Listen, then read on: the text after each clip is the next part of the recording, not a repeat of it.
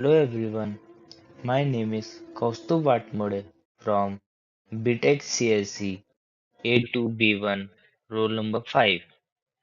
Today I will be explaining the topic classical double slit experiment with bullets and quantum double slit experiment with photons. This experiment is extremely important because it clearly shows the difference between classical physics and quantum physics. It also forms the foundation of quantum computing. So, let's begin. The double slit experiment is one of the most famous experiments in science. It helps us understand how classical particles behave, how quantum particles behave very differently, why wave particles duality exists, and why quantum computing is possible.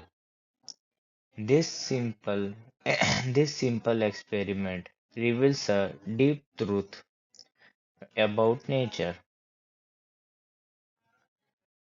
Now, classical double slit. First, let's look at the classical model. Let's look at the classical model.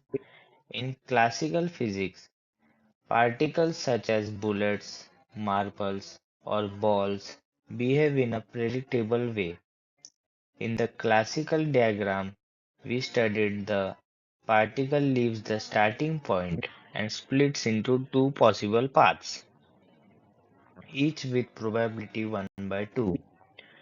From the next junction, the particle again splits into three parts, each with probability of 1 by 3.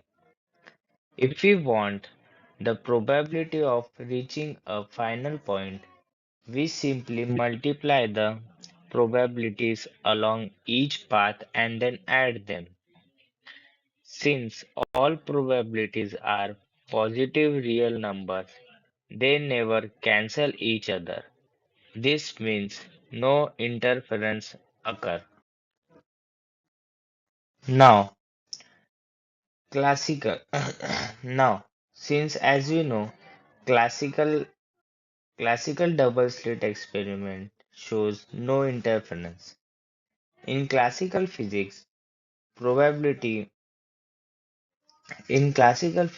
probabilities only add, they never subtract. That's why when you fire classical particles, you get a simple distribution with two bright regions. This is exactly what you expect from bullets or marbles going through two slits. There are no bright and dark fringes and no strange patterns. Everything is predictable. Next, quantum double slit experiment. Now, let's move to the quantum model. Quantum particles such as photons, electrons, atoms behave very differently. In quantum mechanics, we don't assign probabilities directly. Instead, each path has a complex probability amplitude. In the diagram, you can see which is given, you can see there that the amplitudes are given like -1 plus iota by root 6, 1 minus iota by root 6, and -1 minus iota by root 6. These numbers have both magnitude and phase because they are complex numbers. To find the probability of photon reaching a detector, we must first we must do that. Firstly, add all amplitudes from all possible paths. Second, then take the square of the magnitude. This is why quantum systems behave so differently from the classical ones. Next, interference occurs because complex amplitudes can either reinforce or cancel each other. For example, if two amplitudes have opposite phase, like plus A and minus A, they then they will cancel each other. This produces a dark fringe. But if two amplitudes have same phase, that is, for example, plus A and plus A, they add and become stronger. This may produce a bright fringe. This cancellation and reinforcement are reason we get interference patterns, even when photons are fired one at a time. This behavior is impossible in classical physics. Okay, next, to summarize the difference between classical versus quantum. Classical physics adds probabilities, no interference, but quantum physics adds amplitude and then squares them. Interference and due to which interference appears. This is why photons, electrons, and other quantum particles produce bright and dark fringes in the double slit experiment. A single photon behaves like a wave, spreads through both slits, and interferes with itself. Next, relation to quantum computing.